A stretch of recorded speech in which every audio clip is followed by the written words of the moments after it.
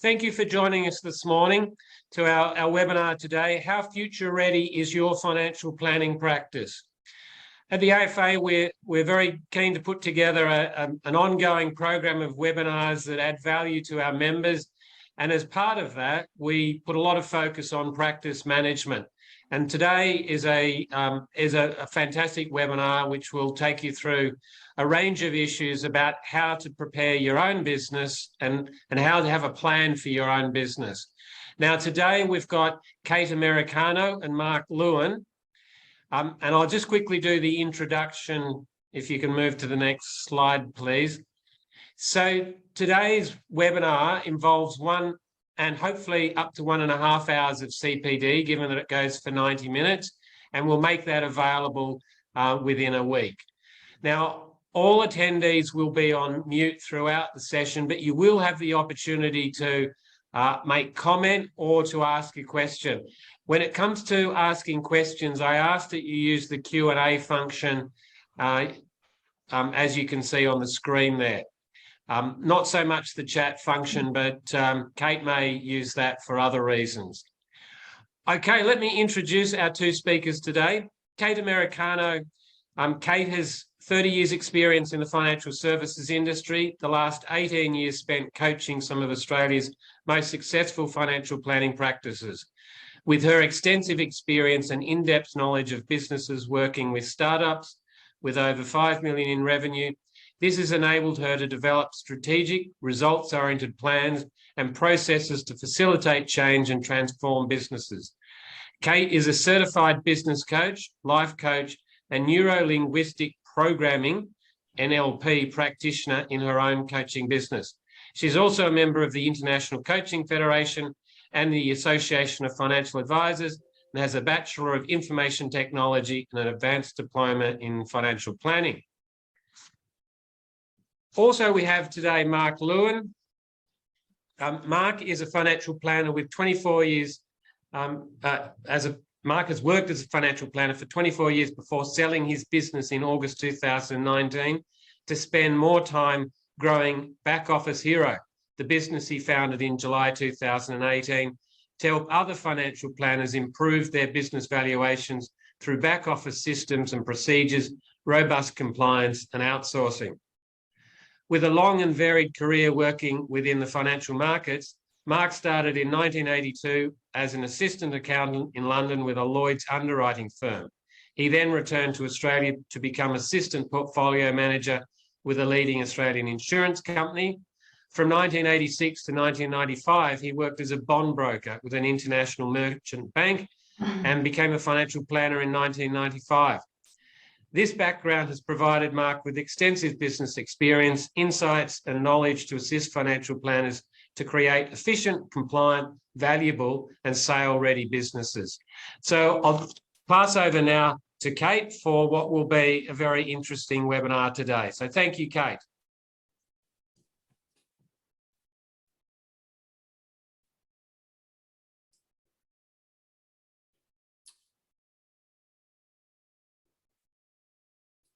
For joining me in terms of this, because he will actually go through. I'm going to really focus on the future ready side of it, and he's going to spend the time talking about the sale ready side. So all the strategies we do in preparing and planning, and then how that actually plays out in terms of the sale of a business as well in relation to that. I want this to be as interactive as possible rather than me just talking. I'm going to kind of spend the next 60 minutes going through the key strategies and planning and all the key things that are with my clients that I'm talking to advisors about how to mitigate risk and how to maximize the opportunities. But I want this to be interactive. So I'm going to use the chat box and I might test it out right now by just getting you to, if you have a look on your screen, the chat box is located down the bottom, and on the right-hand side, you'll see there that I've just listed what's on this chat box here, the intro. If you could just take your time to introduce yourself, let me know where you're located, number of advisors, number of clients in your business, and most importantly, do you have a plan? Because there's a really interesting stat around that, which I'm about to take you through. So if you wouldn't mind just testing that out. Can everyone see that? I'll start to see them. And Mark, if you wouldn't mind keeping an eye on that chat box and just letting me know, I'm really particularly interested in the business plan and how many kind of yeses, what the percentage is around that as well. Obviously, need to just sort of mention a disclaimer. Everything in this presentation are thoughts and opinions from Mark and I. If you're needing advice, you need to sort your own research and do that before acting on anything in this presentation and webinar. All right, thank you, Alana, for kicking it off. So Cairns, Queensland, 2 advisors, 300 active, and yes, excellent. All right. So as I mentioned, what the session is today, Future Ready is Sale Ready. And what that means is for advisors, successful advisors do this really well because they actually start with the end in mind. They know exactly what their business metrics are, they measure them, and they actually are in a position to be able to sell their business tomorrow if that magic offer of 3.3 times walks through the door, all right?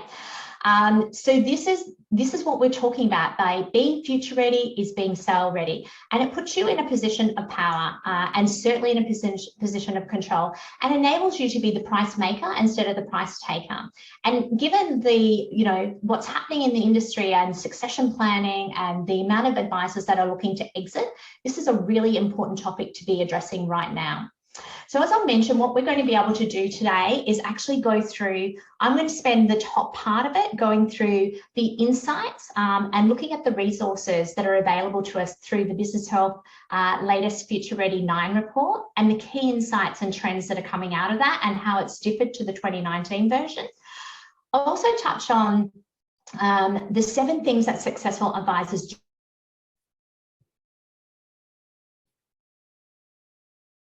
Kate, you're frozen there. So just coming through on the chat line, we've got to the business plan, no and no, yes, but not documented. And in terms of number of clients there, we've got 120 through to 400. Thank you very much for disclosing those details as we wait for Kate to come back online. Kate, you're back online. Oh, wonderful. Thank you. Thanks, Mark. Sorry, Kate, I just took us through early chats, 120 clients through to 400 clients, and 3 people with no documented business plan. Yeah, okay. Okay, yeah, good to know. So thank you. And apologies, it seems my system's freezing here. So thanks for bailing me out on that, Mark. Feel free to drop in. You've got a wealth of knowledge to contribute it as well. So thank you, I appreciate that. So yeah, I'll be taking you through the one-page business plan. And a one-page business plan is just simple. It's a roadmap. Having the ability to be able to know, where you currently are, where you're heading to, and being able to share that with your team is so vital to those profit drivers. The other thing as well is the masterminds and the power of the peer is also really important, because as much as Mark and I can sit here and tell you all the great things and tools and strategies to apply, it's also the practitioner. I mean, Mark is a practitioner in his own right, but it's the people and the practitioners that can bring it to life. And, having those peers to be able to bounce ideas and to be able to share those sorts of things is really, really critical to your future success and being future ready. Mark is then going to take us through the sale ready component of this, and he's actually going to take all the strategies that coaches talk about, selling your C&D clients and, segmentation and pricing review and, moving to managed accounts or moving to the cloud. And he's actually going to give you a live step-by-step scenario of exactly how that's played out in the profitability of his business, and also in terms of the valuation and the difference that has made. Okay, so that's the key parts of it that we're actually going to go through from the agenda side. All right, so let's take a look at it. This is the latest Future Ready report, and I'm standing in front of it, but there's actually, you'll get a copy of these slides, and highly recommend that you download this. Midwinter has sponsored the Business Health Future Ready 9 report for this this round of white papers, but there's a link in here that you can go through and click and download the entire report. Highly recommend you actually go about reading it, because it will really, knowledge is power, and it's going to empower you to be able to make really great strategic decisions about your business. Just a few words about the data. It's not done in terms of a big, massive survey. It's actually done they've collected it through 3 sort of different sources. So basically they've, through their health check, they've gone through and surveyed, or they've completed 222 advice businesses have gone through and completed that health check. They've then overlaid it with their 52,000 clients who have actually done the CAT scan client survey. And then they've also added on the estate planning, 1,000 clients and the information from that, what they've actually discovered. So in terms of that, this is some of the data, and all I have done is just picked out really high level information to be able to talk to you about, but really there is just such a wealth of information in there that I highly recommend you download it and then just see how this is relevant for your business. All right, so if we actually take a look at the practice dimensions here, what you can see is this is the 222 Australian advisor businesses that have completed the health check during the period, which is between the 2019 and 2021. With this, it's what they would call the average, okay? So it's not the most profitable. So over here is the most profitable. This is the average. So when they just take an average of all the businesses that have completed it, this is the data that's come out. And I just want to talk to you in terms of some of the trends that we're seeing emerge here. So if we actually look the difference between 2019 and 2021 and take a look at the revenue for it, you can actually see here that the revenue has stayed pretty steady. Okay, so the difference between now and what it was in 2019, we've kind of kept it steady, all right? But if we actually then just jump down to the profitability of it, we'll notice that there's a downward trend going on here. So we've gone from 28.2 down to 24%, all right? And this is continuing to kind of trend down. And so this is a little bit alarming in terms of your profit for your business. And what sort of strategies you're looking at putting in place to be able to go through and remedy this. So all advisors, as a result of the Royal Commission, have had to go through the pricing of the exercise of repricing, identifying their most profitable clients, their ideal clients, the clients that they can serve the best, and the clients they like to deal with. And a lot of people have gone through this exercise and had to reprice and increase their average fee. Turn off clients, you've lost your 20% in, you know, whether it's up to between 20 and 30%, some of it in the trail commissions, in volume bonus, and clients that are unengaged, all right? So this fee, this percentage is dropping. And for businesses under 500,000, this is impacted even greater, all right? So it's even lower. It's down, I think, around about the 9% or something like that. So even lower. So really important to be aware of this figure and to start measuring it, all right? Because this is one of the, EBIT and profitability is one of the key metrics that valuations are based on. It's either the multiple or it's the EBIT, or both. They do a combination, right? So if you haven't got this in your business plan, you're going to definitely want to be adding it. So revenue steady, profitability drop. Why so? As I said, the revenues come out because we've lost revenue. We've had to turn off with the trails and VB, but also because our cost of doing business has absolutely gone through the roof. And we have had to therefore put on additional staff to be able to manage it. So you'll notice here that we've kind of gone from 5.5 to 6.1, the total number of staff, yeah? And the notional sort of salary or bill is increasing, yeah, as well. The total clients per advisor is currently sitting around 228, yeah? Just a comment on there, Kate. That sounds a little high for a number of clients per planner. However, when you're studying data, you've got to look for the skews. And I know at Business Health, they do have practices that are inherently insurance practices in their data. Yeah. I would prefer to see a lower number of clients per planner. Yeah, so you're actually absolutely right, Mark. There's a lot so the number is trending downwards, okay? And in this data, the full report actually shows those 228, what's happening is whilst the client numbers are trending down, the actual the A rating clients are trending up, right? So I think they've gone from about an 80, I think it was, up to about 104. So if out of that 228, about half of those are now A clients, right? So what that's allowing you to do is have a higher average revenue per client, less clients and more capacity, all right? So this is what we're seeing emerge as a result of this. An advisor simply are having to turn off, there's clients that are not engaged or that are not showing up for reviews. They are too risky to have, you can't have them on your books because you have to refund the fees. If you're not going to provide a review and provide an annual progress meeting, yeah, it's not going to be worthwhile and not profitable to have them on your books in terms of that. So yeah, so definitely the clients that I do private coaching with are around that 100, between 100 and 150. So is what I'm typically seeing. So yes, definitely higher on the mark here, but noticing the trend downwards and then the trend upwards of more profitable clients coming on board. The other thing as well is just in terms of the average cost per client. So I can't see it on my screen because it's cutting it off, but I know it's around that what's it saying down the bottom there, Mark? Yeah, it's cut off mine too. 3,000. Well, everyone can see it down the bottom. I think it was the 3,000 was the revenue, the average revenue, sorry, per client. Whereas now, if we actually take a quick look at the high performing businesses, what you'll actually see is a bit of a difference here. So numbers are still sort of similar in terms of that client number on the higher end, but the revenue per client here is 6,384.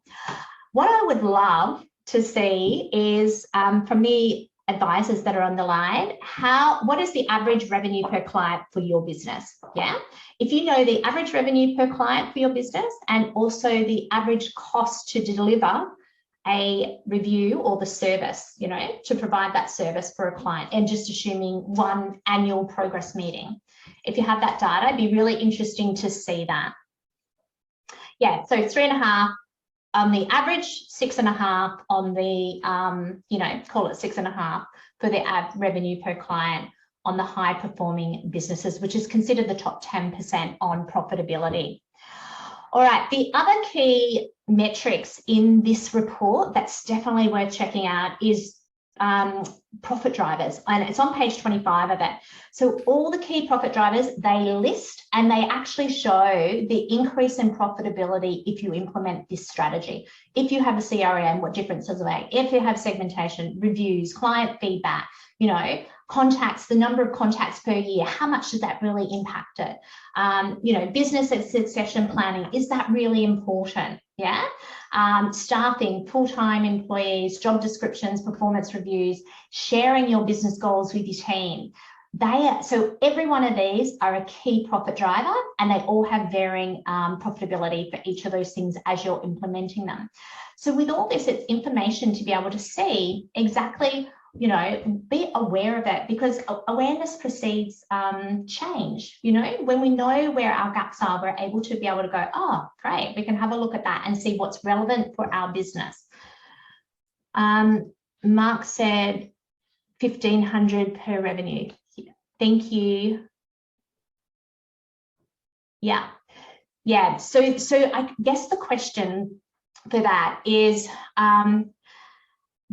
if you're 1,500 in average revenue for your clients, how much does it cost you to deliver that advice, and is it profitable? Okay, because that's one of the other really key metrics that out of this paper is that a lot of them are not profitable because it's costing them more to deliver the advice. All right. And international business profitability, yes, it is. It's assuming $100,000 for the salary for the principal, for the owners in the business. So when they actually apply that and you strip out 100 grand for each owner of the business, I think, yeah, the stats on it was showing that a lot of them were not profitable as a result of it. Okay, Mark Lewin, I'm interested just quickly if you just share your two figures. So what was your average revenue per client and what was your average cost of doing business? Yeah, so 2019, when I sold Cate, average revenue was about $10,500. Yeah. And the cost was a touch over $5,000. Yeah. Yeah, right. So you will hear, you don't get to see, and not many researchers or people will stand up, coaches will stand up and say what the average cost of advice is. You know, we've heard the ones thrown around in terms of the $3,500 to deliver an annual review and the things ongoing. What I will say to that is you need to know it. So go work out how much it costs you to deliver the advice and what your expenses are, what your revenue, what your expenses are, and how much it's costing you to deliver that advice and what your profit is, because you need to be uplifting your services and your average revenue to be able to absolutely make it a profitable client for you. All right, so I'm just going to now jump to the next slide. This is, I've just done a flip back to the Future Ready 8 report in 2019 because I want to touch on just a couple of key things which keep coming up and are trending downwards. So 34% had a documented business plan, 44% used a regular sort of external coach. In this latest report, what it's showing is only 22% actually have a roadmap for the next 12 months. So that's actually going down. And we know that planning actually creates enormous confidence, clarity, and control, and it reduces overwhelm and anxiety, which is so important for our advisors and the community, right? So for the businesses that actually meet regularly, at least sort of quarterly, advisors saw in this latest report a 35% uplift in revenue per owner. And the other figure that came out from that sort of business coaching perspective was that only 5% have a transition or a succession plan. So if you are looking to be getting out of the industry, you know, we're knowing that advisor numbers are trending down and heading towards that sort of 12,000. If you are looking to exit, you need to be having those conversations right now. I'm helping the advisors, you know, have the conversations so they can be the price makers rather than having to be the price takers in terms of that. So planning goes a long, long way in far as having those conversations and connecting with the right people to be able to do that. Under the 2019, the latest report doesn't show you this exact correlation. I'm standing over it, but basically what it was showing for the ones that met regularly, at least quarterly, they had an 89% uplift in their profitability. And those that had reported to somebody at least, you know, once or twice a year, annually or half yearly, had a 57%, you know, positive impact in terms of profitability. So if there's two things that you can do, you want a plan and you want an accountability buddy that you can check in with at least quarterly. They're the two things that I highly, highly recommend that every business do. And as I said, you can take away my one-page template and implement that into your business tomorrow, because this is going to give you some of the greatest clarity, and then share it with your team. Sorry, that would be the three. All righty. So what's been happening, Cate, is with all of this increased compliance, financial planners are busy every day trying to run on a daily basis. By having the accountability coach, you're able to take stock of making some bigger decisions, taking the helicopter view of your business. So we all get caught up in the daily grind, but sometimes we've got to stop and make some bigger decisions. Yeah. 100%, exactly right. So even if you just have, and yeah, it can be an external business coach, it can be your PDM, it can be an accountant, it doesn't matter who it is, right? You just need, you can be as part of a peer group. I run you know, groups of advisors so they can actually come together to bridge this gap so that they can actually be able to have that accountability to each other and sharing. You just need, we know that from a goal setting perspective, when you write your goals down, when you share them, it gives you the greatest chance of success. It's no different here. And we do this as advisors, you do this every single day for your clients, and yet you don't do it for yourselves. And that, to me, as a coach, like, I'm here to, you know, that's my job, is taking care of advisors of what we do well. And as PDMs, that's what we do well. Yeah. So those sorts of things, you need to be absolutely looking at how you can implement that and take time to work, you know, on your business instead of in it. All right. So what's happening? We've kind of looked at, you know, the statistics there. What's the world that we're operating in, and what does all this mean in terms of it?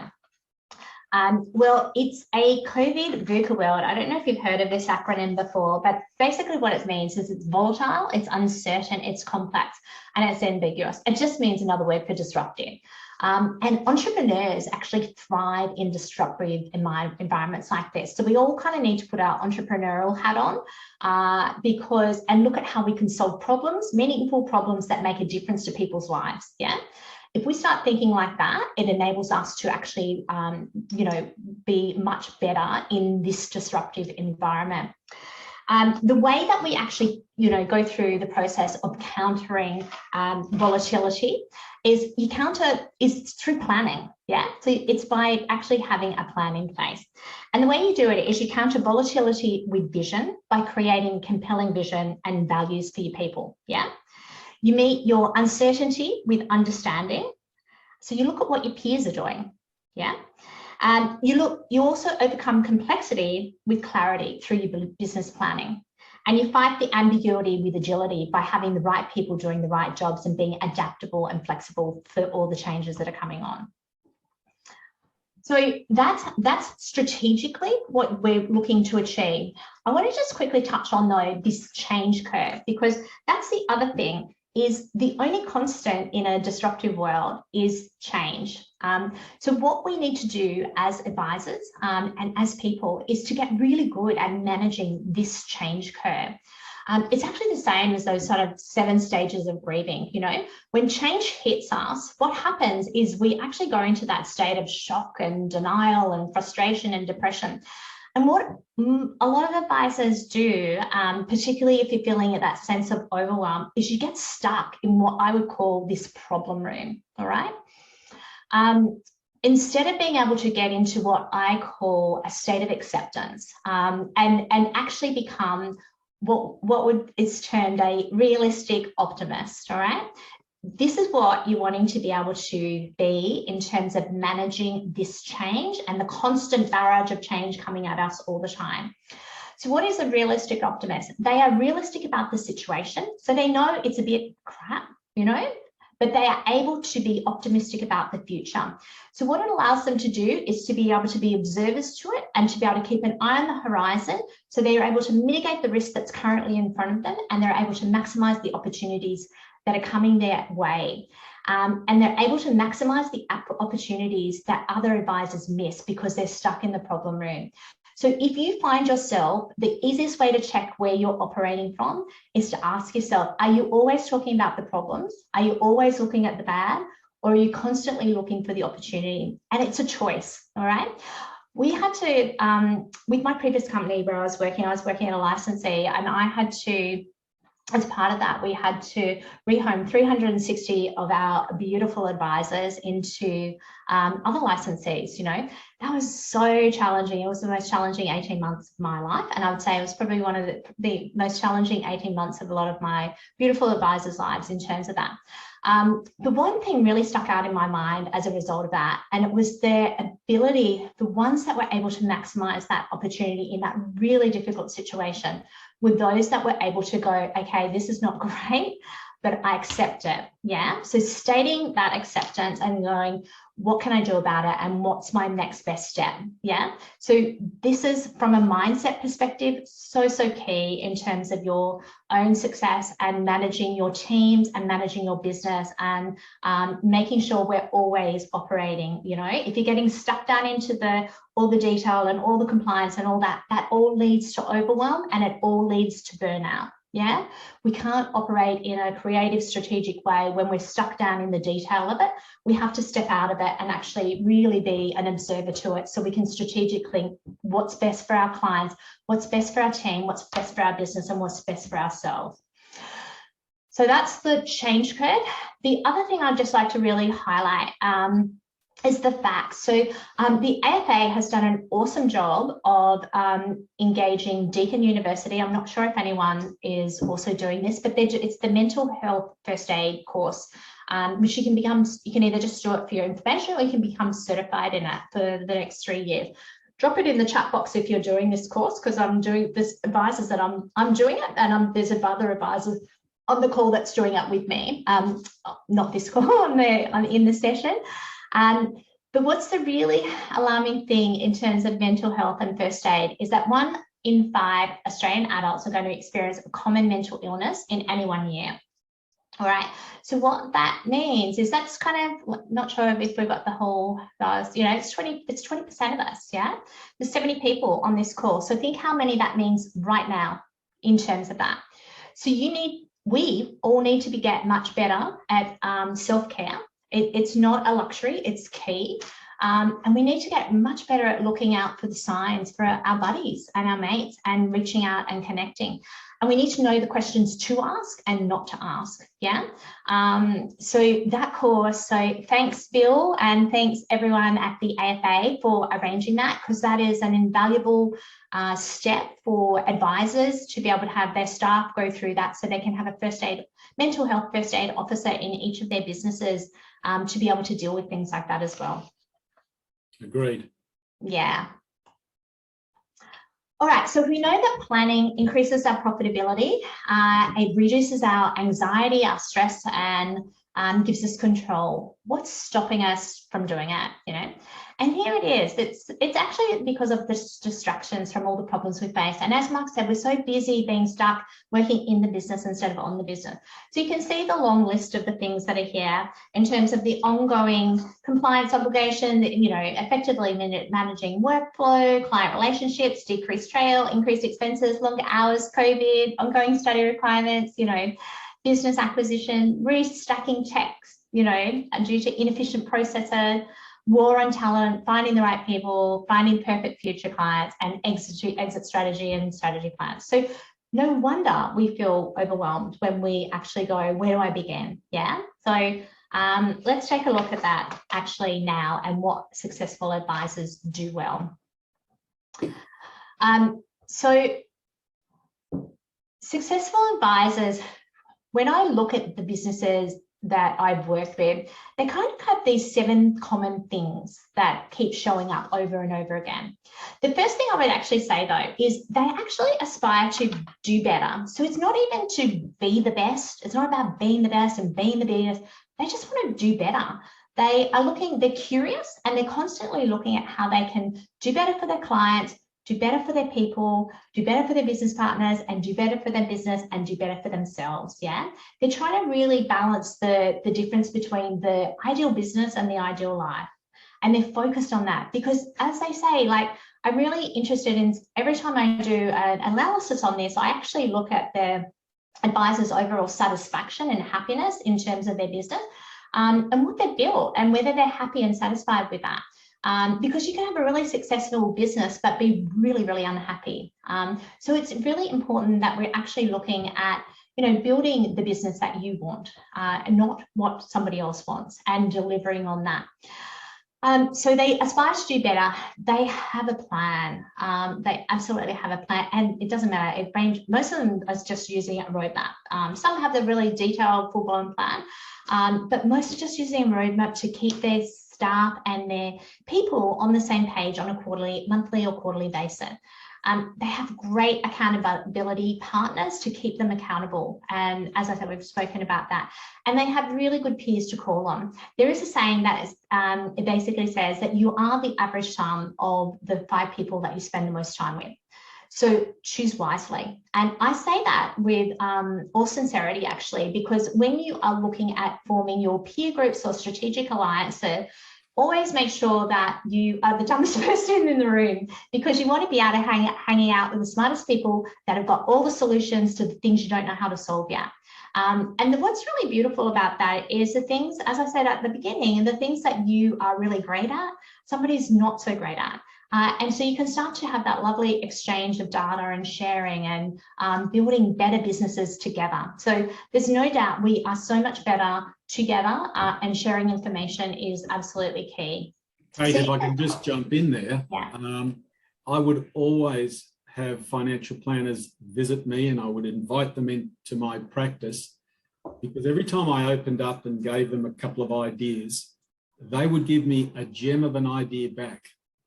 So for 15 years, I was collecting, borrowing other people's good ideas. It's a wonderful way to help you grow the business.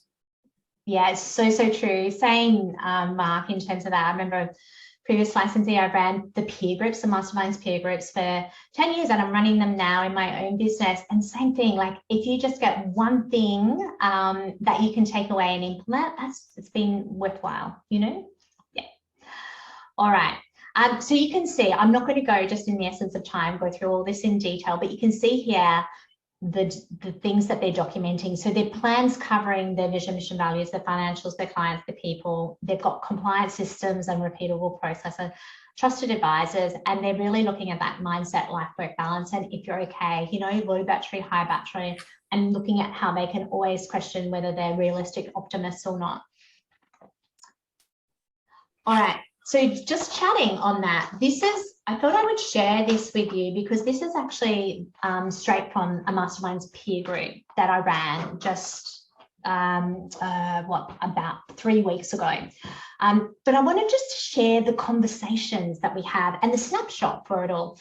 So you could actually just take this exact snapshot and all put in your data. Everyone on this call, 69 of you could go through and dump your data into this and then do a comparison. And your insights from this would be incredible, all right? Particularly this, what I'm looking at down here is this metrics, you know, your total revenue, ongoing revenue, average fee, your cost of advice, total FUM, total PIP, and things like that. But also equally this business insights into the top 3 challenges and top 3 working well and the topics that you're wanting to cover. Because as I said, I just did this with a little experiment with 5 businesses. And what I found even just in that was what they were saying. One practice was saying, oh God, I'm hopeless on my, you know, really repeatable, automated, efficient processes, which is a big problem for everyone with all the systems that we use.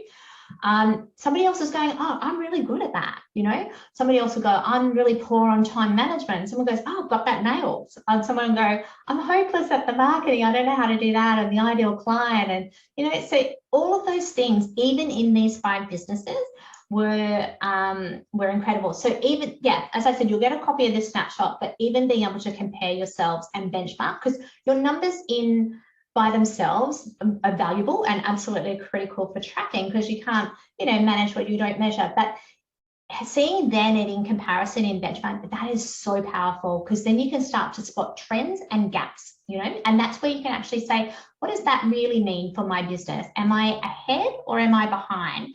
And do I need to strategically change something for my business or not? Yeah, because just because there's a gap, it doesn't mean you all need to necessarily, like if you were to look at that first slide and go, oh God, there's got 200 clients. Gosh, I need 200 clients. It's not actually the case, you know. You don't want, it's trending down. You want 100 good clients that are going to pay you a really substantial fee, as opposed to 200 lower ones for it all. So it's questioning and being curious about what it means for you and your clients and your business and who your ideal client is. So yeah, so the, you know, compare the pair. So this is the other really interesting thing. These 5 businesses all had about 100 mil in FUM, yet they all ranged in revenue from 500,000 to about 1.1 mil. Okay. So that's just the incredible, and they all had about the same number of clients. I think it was between 120, 150 clients. Okay. So that in itself is an invaluable conversation. And so, you know, straight away you're going, how is that? So how's that one getting the extra? And the one that was getting the 1.1 had the supplement of insurance revenue as well, you know, but and also charging a higher advisor average client fee for it all. So knowing the data, comparing is so powerful, and then going, what do I need to do with that? Is there something I need to do or not? Like I said before, that average cost of advice, critical. Make sure you know what it costs for upfront and ongoing, and for the number of services that you're actually providing. And then obviously the average client fee, how you compare. The other thing I would say as well, and I've sort of said this to all the Masterminds peer group and they've all gone away and changed it. If you're still calling your annual review an annual review, change it, yeah? Because it's so much more than that. And it's actually like, call it annual progress meeting. Mark, what's the name you used for yours? Ours was ongoing advice document, because advice is ongoing. Yeah. Yeah, so anything but just an annual review, because review is looking backwards as opposed to looking forward. And clients pay for insight. Information's free. So if you want them to keep on showing up, you're wanting to be able to make it, you know, just name it what it is, which is you're doing so much more. You've got all your objectives and all your reviews from there. Kate, I'll just jump in. That here meetings that you do, and if someone sees that their fees are lower than someone else, it's a great psychological effect. Huge. I know the story of when Roger Bannister broke the 1 minute mile. Now, I know I'm going back to, I think, the 50s, but in the following year, 17 other runners broke the 1 minute mile because they could see that it was possible. Yeah. And that's the power of your peer meetings. 100%. Yeah, and even the other thing, Simon Sinek has a beautiful quote where he says, you know, being brave enough to go first to show others that they can. And it's so true, right? So when pricing is a confidence thing, once you've kind of worked out what it costs, but by going through and working out how much it costs you, as soon as you do that, and then you realize that you're being unprofitable with the clients that you're taking on, there's enormous confidence that instantly comes with that, because advisors just go, oh my God, I'm not getting out of bed for 24% or 7%, you know, profitability in my business. That is not worth getting out of bed for. I need to change my business model in terms of that. So yeah, absolutely. So much power in it. All right, so this is the one-page plan. It is designed to fit on the back of a beer coaster. It's not to be pretty. It's literally simple strategic roadmap to get you and your team on the same page. There's actually 6 streams in this plan. So the top, obviously the most important in terms of the vision, you know, where are you heading? Kobe has a great quote where he basically says, there's no point climbing the ladder of success only to realize when you get to the top of it that you ended up on the wrong building. This is no different. You need to be able to know what's the vision for your business. You know, are you wanting to build an empire? Are you wanting to, you know, is it just a lifestyle business? And I don't mean lifestyle like that. I just mean, what is it that you're trying to build? What scale, what size? Is it $1 million business? Is it 500,000? Is it 2? Is it 4? Yeah, really important to know that in terms of where you're heading as far as that. The mission is obviously your purpose and why you do what you do and how you're helping your clients. Company values, I just say pick 3, right? And if you haven't done your values, that's how you make all your decisions. I'll touch on that later, but highly, highly important as you kind of move forward. Financials, foundations, metrics, obviously all your revenue, your clients, your CVP, your partners, you know, compliance systems, repeatable processes, and then your people, your peers, and 3 strategic objectives. This is your key components. We then look at where you are currently, and you can put in whatever metrics you like here. I've just taken this straight from the masterclass that I've just run, but you put in what you want, you know, what's important to your metric. Others put lead and lag indicators of the number of review meetings, how many they're doing each week, you know, whatever you're measuring, just drop it in here. Where are you currently? Where do you want to be in 12 months? And what's the gap? Yeah. Now, the really interesting thing is if you actually just take care of all of these other sections in your plan, the financials will take care of themselves, okay? You need to be aware of where they're at, but the way you fix your financials is by all these other components, okay? This is, and so you'll get a copy of all of this, but what I've done here is I've actually just listed out the key topics of conversation that I've had with advisors over the many years, and what keeps coming up as far as for you to be able to take this away and go, what are the questions and considerations, and are these relevant for me? This is the great, in terms of vision, if you're not sure of how to answer that, here it is. Ask yourself the Dan Sullivan question. What would have changed personally and professionally in 3 years for you to be happy with your progress? Have you built your ideal business? Have you lived your ideal life? What's that version of success and happiness look like? Are you building the empire or the lifestyle? Do you want to be the CEO or the advisor? And then the other question is, are you there yet? Have you actually arrived at that, or where are you currently sitting for it all? Okay.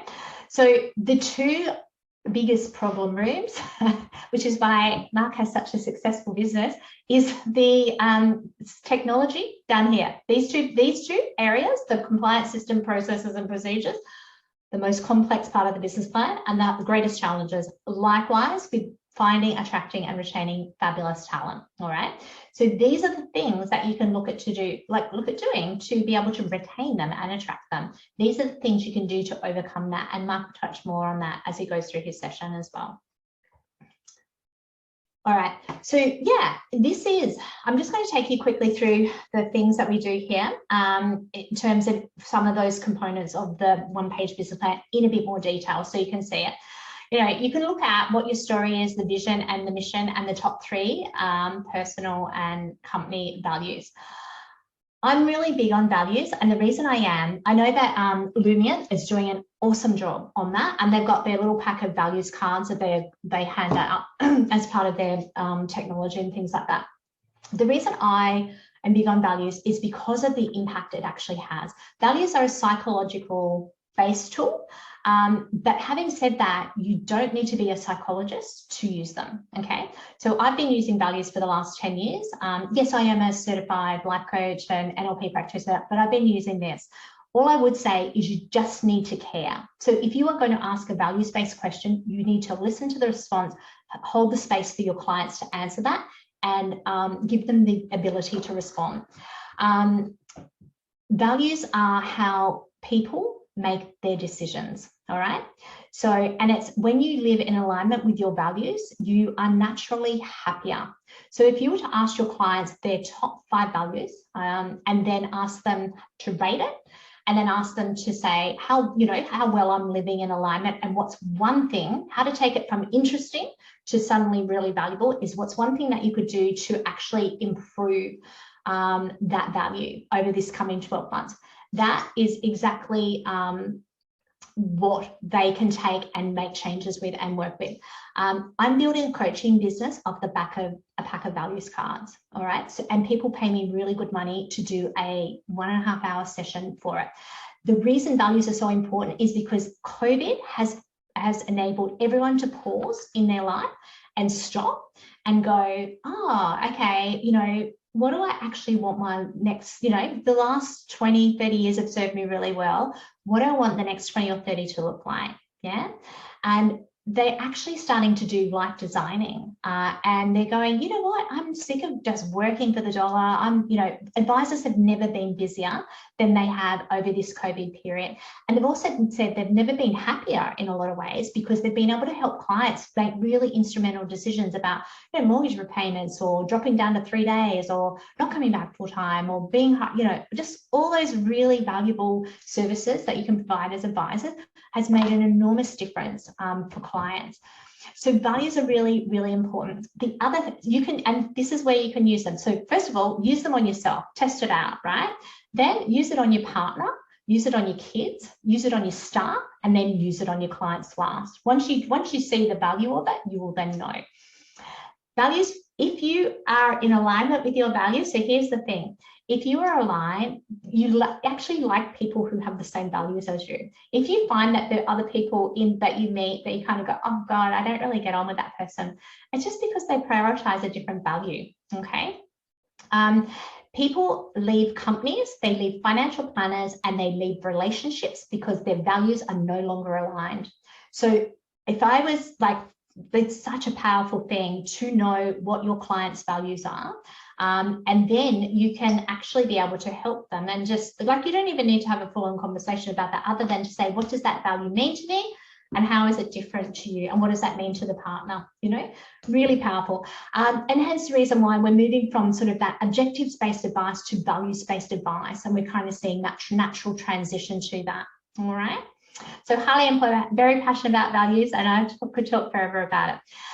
This is just an example of, you know, a vision, a mission, and values, and how you can put that into, you know, on the website, update your material and what they mean. You'll see a lot of companies, so CBA, all the corporates have chucked out their vision, mission, value statements, because if they're sitting on a wall and nobody can remember them, then they're not working. Basically, you want to be able to have your, you know, your vision, mission, values that mean something to everyone in your business, and that guide the behavior. So your values should be guiding your team meetings, your client meeting, how you behave in a pub, how you behave in a football field, how you behave on a netball court. It doesn't matter where it is, or a soccer field. Like, that's what should be driving your business and your people, and the people, and you can use it as a way to hire and fire, you know. All right, financials. So I took you through the previous one with the latest Future Ready report. This is the one from the 2019 version as well. Same sort of thing. So it's actually just showing gross revenue. So this is just a little bit of an example to say a small practice, which we classify as less than 500,000, a medium between 500 and a mil, and then a large practice over that mil for it all. And what it allows you to do is just to go, even if you were to say, all right, I'm a medium-sized practice, my average revenue is 700,000, the number of client appointments, 7.3. See here, quite a high. Individual clients per advisor, 276. Revenue per client, 2,883. So this is increased from the previous side. And then FUM, and then the total number of staff, okay? And then profitability. I'm kind of standing in front of it, all right? So do that use this as a little bit of a guide to check, do your benchmarking check, so you can take it away and compare. All right. So now let's take a quick look at what clients value and what they really want. At the end of the day, clients just want to live their best life, right? They want you to be able to obviously be able to be the guardians of their money and manage that. There's no doubt about that. But like when I think about my relationship with my financial planner, I want her to know me. I want her to know my family. I want her to de-stress me, educate me, empower me, so I can go to a barbecue and sound half sensible about talking about the key things, you know. But I want to know that I'm an outsourcer. So I want her just to take care of that portfolio. I want her to take care of my money. And I want her, not that I'm not interested in it, but I just want to be able to outsource that. And I want her to be able to help me just to achieve my goals, strengths, and vision, right? Because at the end of it, yeah. Sorry, Kate, I'll just jump in. That's interesting you've said that, because I've got our core focus from Marks and Financial Planning that says we're passionate about delivering peace of mind by simplifying our clients' circumstances. So again, my clients weren't that interested on how I constructed a portfolio. Yeah. They were just interested that I had their back. Yeah, 100%, right? Yeah, be guardian, have my back, cover me, tell me when stop me from making, like Carl Richards will say, stop me from making a dumb mistake when things are bad. Yeah, so they want to live their best life. Great way, like I said, ask them what their values are and what they mean to them. Like this is the Lumiant one, and the two different sort of versions of what John thought a house meant and what Kate thought a house meant. Just the difference, you know, value conversation brings that out. So once you know that, then look at where they spend their time and money, right? That will give you the absolute what they value. Where they're spending all their time and money is what they're valuing. So now I'll just take you into the ideal client. So as part of all the repricing, what advisors had to do is go through and relook at what their ideal client is and what a profitable client is. Now, to me, for advisors, you can have niche markets, you can have target markets, you can have all those different things. You can market the person, or you can market the problem, or you can market the niche in the middle. at the end of the day, I don't really care so much about all of that. From a marketing perspective, absolutely, because you can have a really refined, brand and message for it all. But what I say, and what I say to all my advisors is, your ideal client is somebody that you can help, that values your advice and will pay you profitably to deliver that advice. Yeah.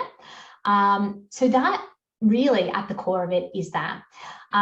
Now, most of our advisors have typically been in this sort of retiree space, the 40s to 55.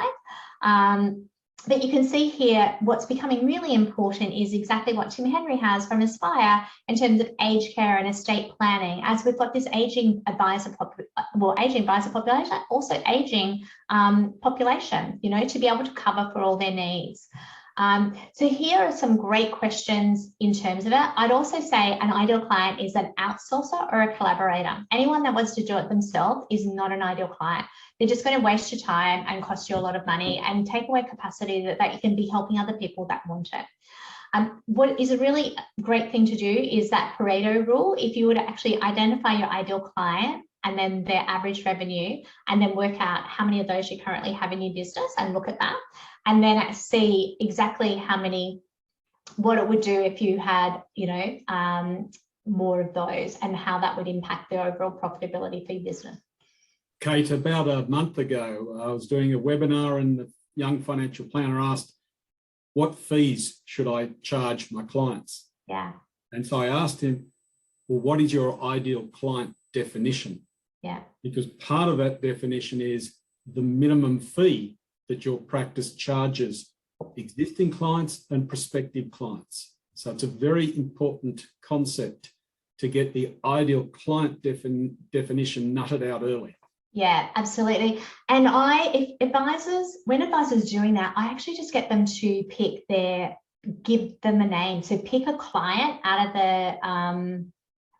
their database and out of their list of clients who they love dealing with, because that's the other thing, you've got to like dealing with them as well. Like, there's no point dealing with clients you don't want to be dealing with. It's just kind of hard work, and there's other people that can deal with those clients for you. But give them a name, so call it that, so that you can then get really deep into what the problems are you're solving. Whereas if you kind of trying to come up with a avatar of, and just making it up, it's so much easier to go through the depths of it and really workshop that real ideal client from there. All right, so technology, this is huge. So as I said, technology and people, and this is Mark's baby here with all the back office hero stuff. The technology and people are the two greatest challenges for a small business, or any business really. And here's the reason why. This is from the NetWell 2019 study, but it hasn't changed. Like, when I look at when I do a tech audit on the businesses that I'm coaching, they all range between 20, 22 systems that you are interacting on a daily basis, which is huge, right? Because that's a lot of passwords, that's a lot of learning the different systems and protocols. And often you're doubling up and got 2 CRMs, one for the client, one for the marketing, one for the statements of advice. So there's just a lot of stuff going on in this area that needs attention. So if you do have one great exercise I did with an advisor last week is we listed the 20 in order of priority from most important to least important. And we went, basically, if we've dropped off the bottom 10, what impact would that have to our business? How important is that bottom 10 really? And so just, trying to be really, really mindful of it. The things that are coming out here, and a lot of advisors, as they flipped out of the banks and financial institutions, obviously had to, redo their CRMs and move to CRMs and things like that. So we find Xplan still has a massive following and market share. A lot also looked at Work Sorted, and then managed accounts is a big one in terms of that efficiency piece, and sort of that outsourcing as well.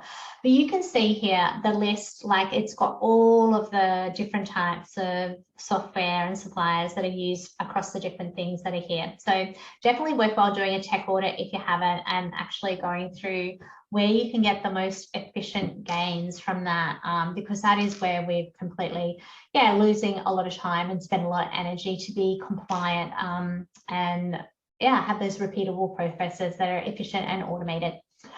The next one being the future people capacity and capability. So, the people audit is so worthwhile doing. Do you have, the right people on the bus doing the right jobs? A bit like when I say to the advisors, if you only have 100 seats on the bus for your clients, you want to make sure you've got the right people delivering those services. So what does that look like? Make sure you're always fitting advertising, you're actually solving the problem for the role that needs doing. You're not hiring people to say and fitting a job to them. It's what's in this business that needs doing, and what can you actually delegate, automate, or outsource, more importantly. Okay, so what are the jobs, and what are you doing as an advisor that's costing a much higher hourly rate that you could be giving to somebody else in admin to do it for much cheaper and much more efficiently. So the profit drivers also showed from that first slide that I put up with business health is that documented, it's just the job descriptions, having those so they're clear on their KPIs and what they're doing. Just, having that document has a profit impact for your business. So definitely worthwhile in doing as well. All right, so then the final part of it is actually the strategic reviews and, goals in terms of that. So I just listed out, I could always just pick 3 because I think, from an NLP perspective, your brain can remember 5 plus or minus 2. So it's either 3, 5, 7, or 9. So whenever you're doing marketing, it's always the top 3, the top 5, the top 7, the top 9, because just in terms of your brain and remembering, that's the easiest way to do it. So I picked 3. You can have 4 if you really want, but what are the 3 strategic goals that you're wanting to do? So things that we typically see here, it might be that's going to make the most valuable difference for your clients and your business and the profitability of that and your people, So having those goals clear and then tracking those on a quarterly basis is what makes all the difference in the world, okay? So I've kind of listed, have your accountability partners and who you're connecting them with and the importance of doing that. And it doesn't matter if it's a one-on-one or in your workshop with your team, definitely share all of this with your teams. It's critical for the success of your business. All right, so that actually completes my part of the presentation, and I'm going to now hand over to Mark, so he can actually take you how to turn a practice into a business. Thank you so much, Kate. And we're just getting the screen set up here. That was excellent. A couple of great points from there. And just like a business health, Back Office Hero is very keen on getting financial planners to know the metrics about their business. And our notion is that we want practice managers to move to become business owners. And one of the ways to do that is to build your information memorandum. This document slices and dices all of the metrics of your business, produces ratios, and we like to think that a practice would do this in sort of August, September, after they've got their end of financial year financials. So it's a great time of the year to build your annual information memorandum and do it every year, because the real magic occurs after the 3rd and 4th IM. And so it was Peter Drucker, the management guru, who said that if you cannot measure it, you cannot manage it. And it allows you to compare year on year, but it also allows you to benchmark against previous years and against survey results like business health. And it becomes your due diligent document. You're able to display all of the information about your clients, the FUM, the platforms you use, we actually used compliance as part of our IM because we had some good results. So if you've got great results in compliance audits, use that as a marketing tool in your IM. And it allows you to showcase your business attributes. Now, I'm not suggesting that we're about to all sell our practices, but I do believe that we've got to go into being sale ready. And I did sell my practice in 2019. I'd been planning for 25 years. My business was never up for sale, but I got a tap on the shoulder. Someone asked me the exact amount I wanted for my business. And the gentleman said, could you actually put together your financials and metrics and come back in 3 months' time? I actually emailed my 2019 IM to him overnight. And 4 months later, I dealt at the price that I wanted. So it's a great document to support enterprise value. And moving to my next slide. I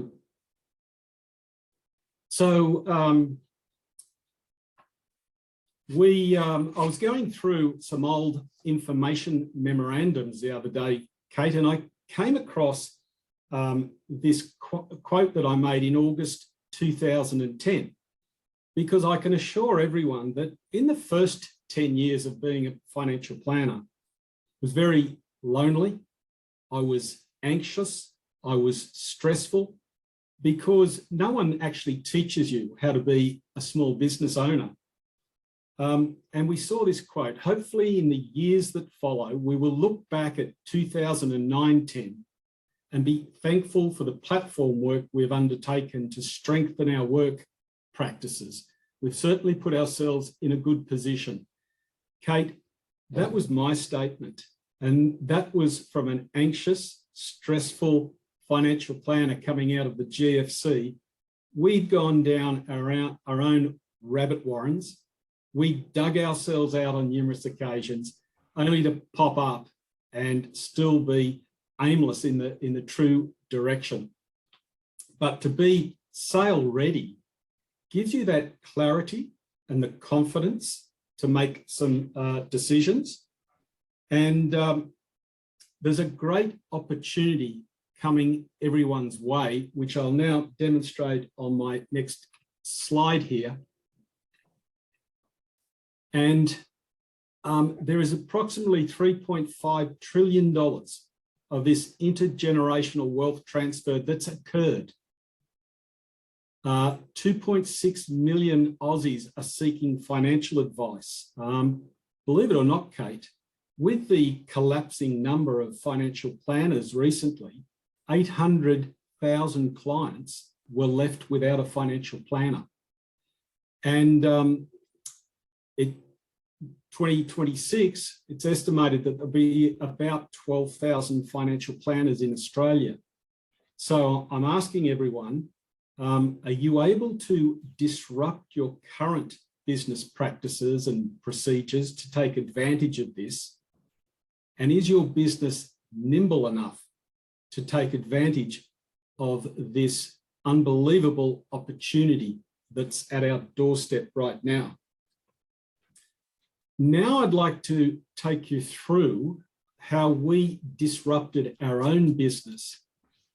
And my business was Marks and Financial Planning. It was in the suburbs in Sydney.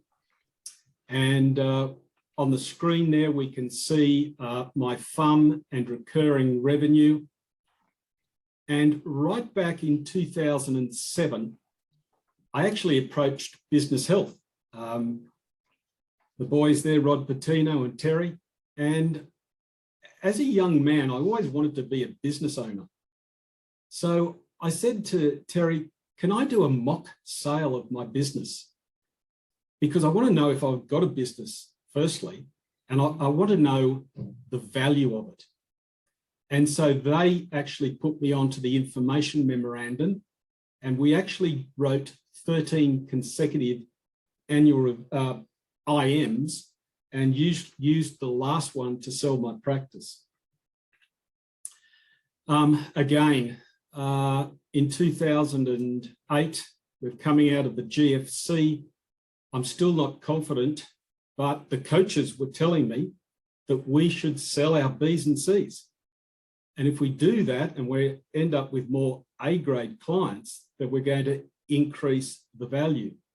So we disrupted our business, because when you sell the Bs and Cs, you sell some revenue. We were also being told by the coaches that technology had to be used. So we had this day in the office, I'll never forget it. Everyone was moaning and groaning about Xplan. So we were Xplan users. And I got the whole staff into the boardroom and I said, from this day forth, no negative statements about Xplan. We have to utilize this technology. And I want the entire business. So we're going to build out Xplan. And it was a great move by us back then, because we learnt to significantly rely on Xplan, and it's difficult, but put the time in. It was also at this time where my business had put itself into an interesting opportunity. There was a colleague in my licensee who couldn't really cope with the GFC. He thought he was losing his clients' money. He actually approached me and said, Mark, I know a bit about your practice and the way you treat your clients. You're the only financial planner I would like to sell to. Would you buy my business?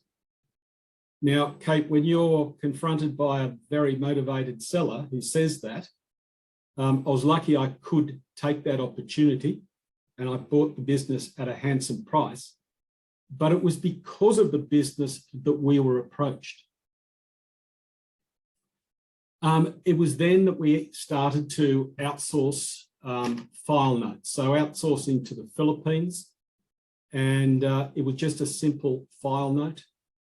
And you had to be able to write a procedure that could be understood by people in a foreign land. So you get expertise in writing procedures that made sense. And that was the start of an 11, 12-year process of outsourcing to Asia. And we started to consolidate our administration platforms, because like a lot of people out there, we had, I think at the time, 4 different investment platforms. We'd inherited a couple through the purchase of the business. But it's when I started to understand the term transferability. Transferability is, if you were to go to sale, would your practice be appealing to a lot of buyers? And of course, with 4 different investment platforms, we started to consolidate down. And I'll drop a name. We ended up using Hub24. But we also started on this transferability journey where we wanted to make the business attractive. So someone else could say, if I buy Mark's business, I can easily bolt it onto mine and it'll be profitable from day one. Again, enough confidence now, Kate, we're 6, 7 years into reading our metrics. Interestingly, you mentioned the stats like average revenue. Now, when you've got 3 or 4 years history of average revenue per client, and there's a prospect at your front door, and we were getting up to about $7,000 average revenue. Now, a couple of years before, if someone had come to the front door and I could generate $5,000, they were going to be a client of mine. But by knowing my average, if I put on a 5,000 and the average was 7, I was detracting from the value of the business. So knowing your metrics is very important.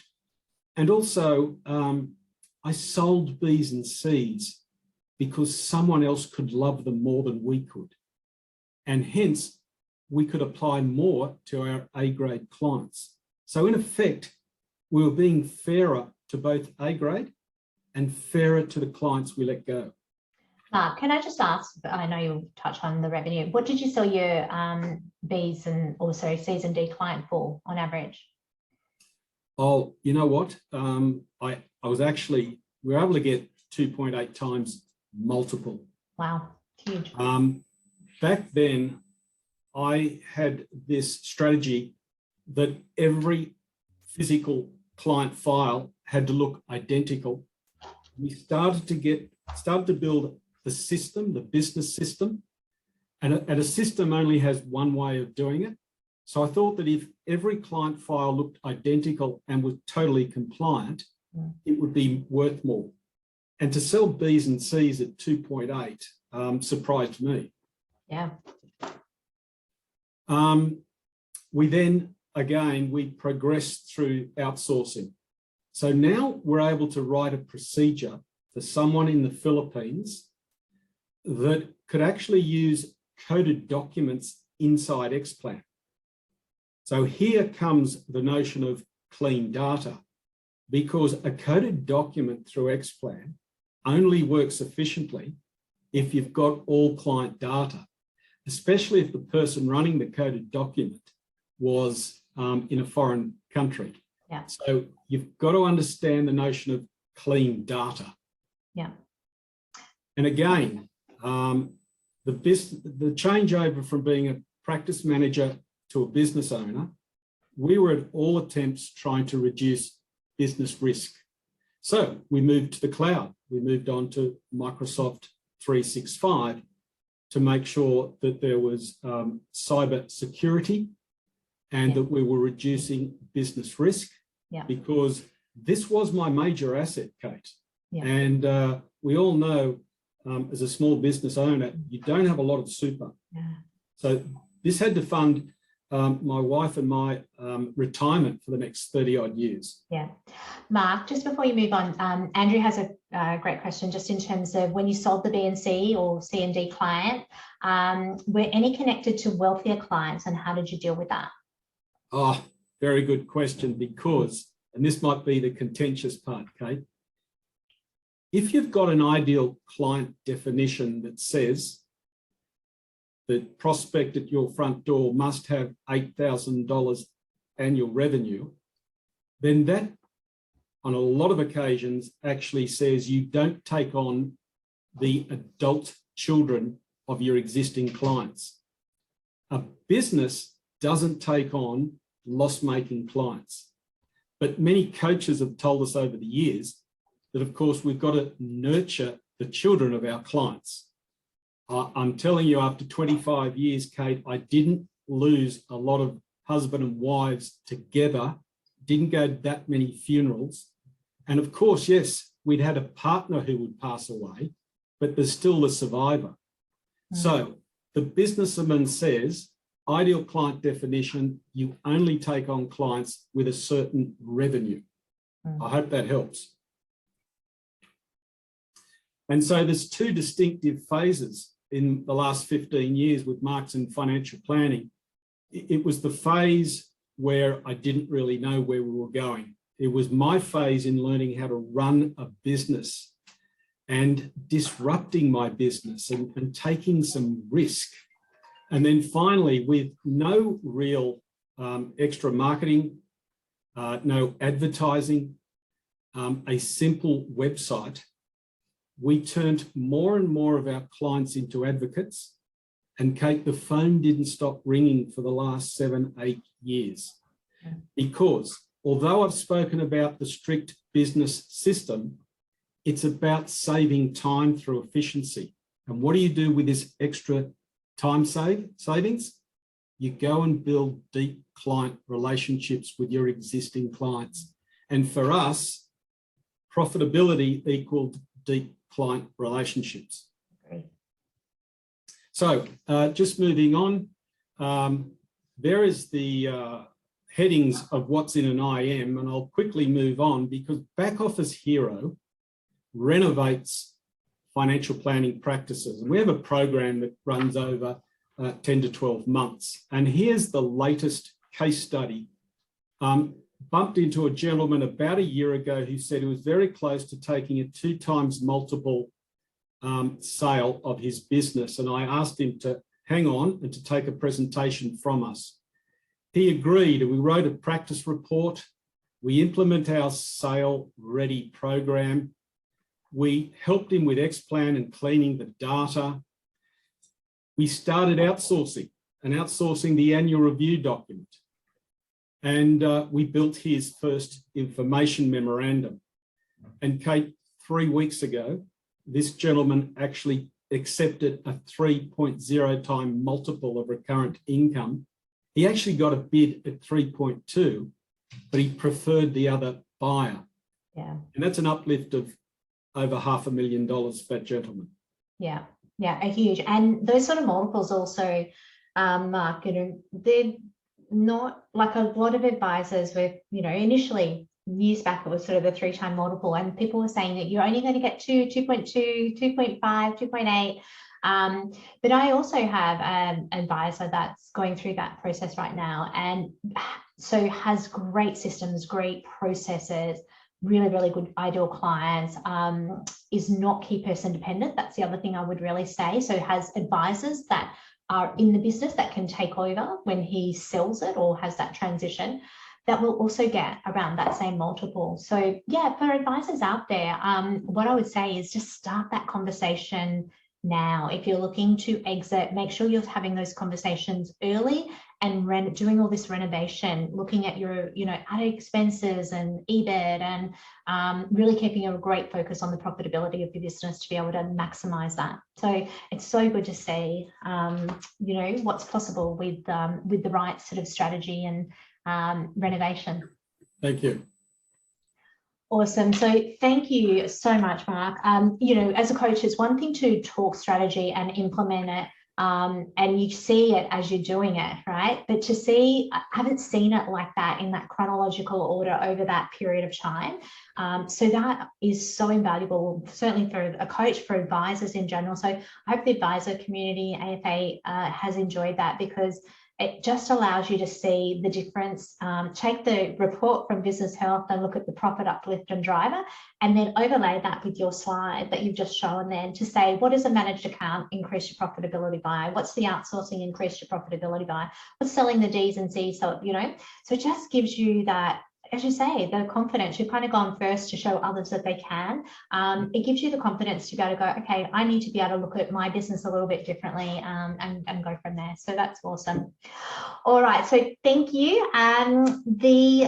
Just on the slide now as well is, so you'll all get a copy of this presentation, which you can take away as a little extra gift for our AFA community. Mark and I both donated 2 extra documents that you can actually take away and use. So mine is the Future Ready. It's got the business plan and the 90-day tracker, as well as the quarterly strategic review. So that can set you up for success. So you can do this yourself. You can have your 1-page plan and go through and have your quarterly tracker, so that you can actually be, you know, have it documented and increase that number that currently doesn't have it documented, and certainly that profitability by checking in on a quarterly basis.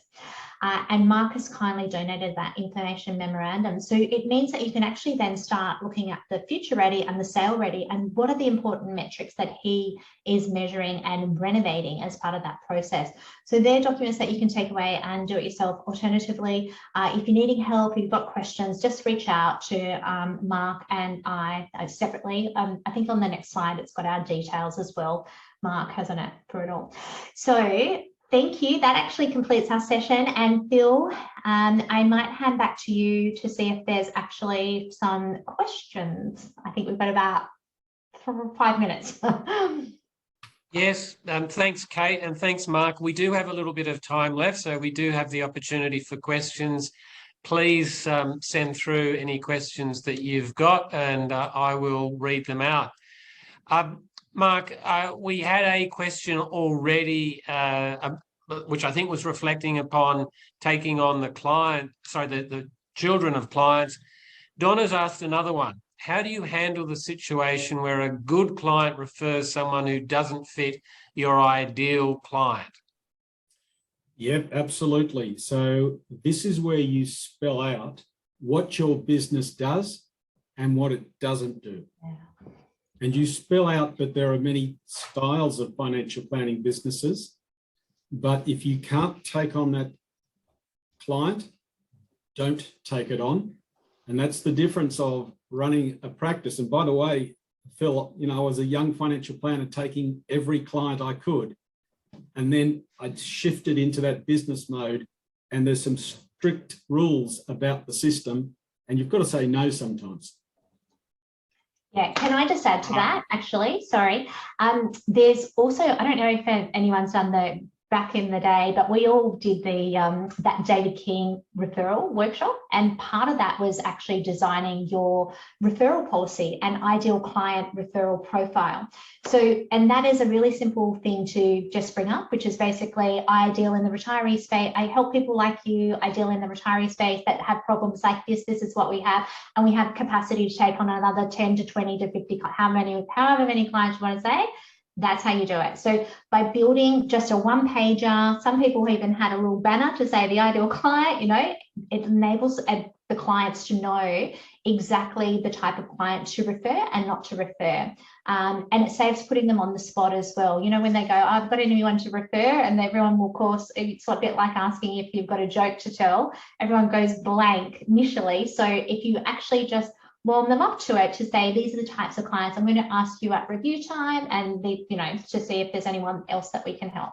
Phil, I must admit, I had 2 other financial planners that I would refer my smaller clients to, and I would tell the prospect, I will pass on your contact details to these financial planners. If they can't help you, you ring me back and I'll keep going until I help you. No one ever rang back. Right, good. And thanks also for that insight, Kate. I think that's a very good point. You need to be very clear about your ideal clients and communicate that to your existing clients. Yeah. Mark, another question, and this relates to outsourcing file notes. Can you explain how you outsource file notes? Are the meetings recorded? Right, so we build a file note template. And the template is held here in my office and up in the Philippines. So believe it or not, if you've just done an SOA presentation meeting, most of what you've said 100 times before. And so you can actually build a template with pre-existing sentences in there. So I would pick up my mobile phone. There's always a free recording app. I would verbalize by simply saying, add paragraphs 1, 2, 3, 8, 13, 15, and we provided the following documents 28, 32, and 48. And I would hit the email, the digital recording would go up to the Philippines, they would have the same template, and then they put the finished file note into Xplan, and they could actually send emails to anyone else in my office if there was an action item. Right. So you're obviously a big believer in outsourcing to Asia. Does it work for everyone? And is it worth the effort? It is certainly worth the effort.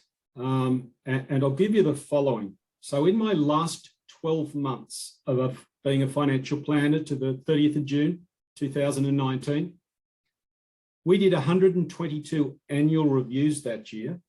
So there was 122 annual review documents, 122 file notes, and there was 245 records of advice as part of those meetings. The total yearly invoice was $15,325, Phil. So that is a big slice of having a profitable business. And if you've got a profitable business, you have more resources to give even better services to your clients. Right. Thanks, Mark. Another question from Jason. Where were you getting clients from that were paying $8,000 annually? Other clients or external sources? I had no formal referral joint ventures or accountants. my clients were referring clients. We believed that we had this repetitive, boring business system. Clients knew that we were going to answer a phone call within 24 hours, answer the email, and that they were going to be called the same month every year for their annual review. And when you give a client confidence at what's going to happen in your practice, then the barriers of them referring friends and colleagues drops. So instead of having about 15% of the clients as true advocates, we had it up to about 35, 40%, where clients were fine to refer their friends and relatives because they were confident that we were going to do a great job.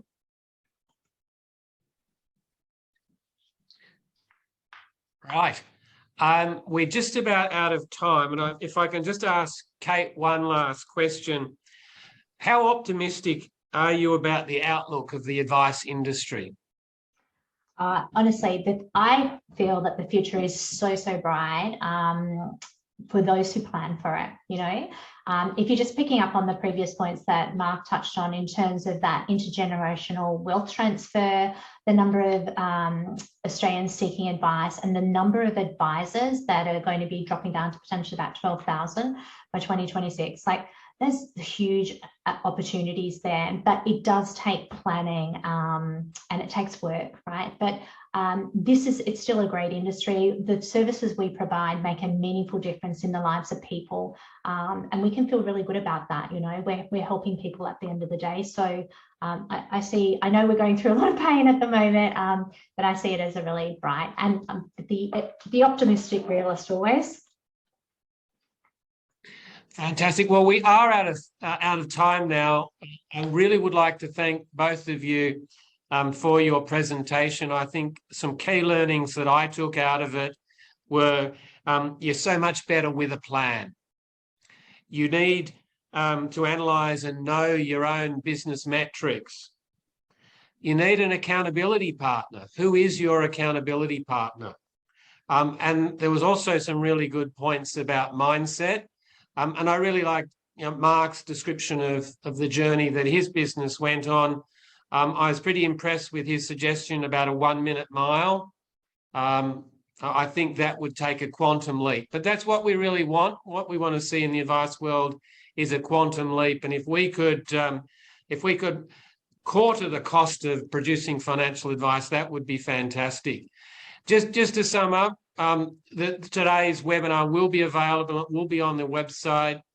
People will receive CPD certificates. There is, for those who haven't attended today, also the opportunity to get a CPD certificate by doing an online quiz. All registrations will receive an email confirming when it's available. And if you do have any questions, please come to info@afa.asn.au. So once again, I'd really like to thank Cate and Mark for a fantastic presentation. We look forward to seeing you next time. Thank you very much. Thank you, Phil. Thank you. Thanks, Phil.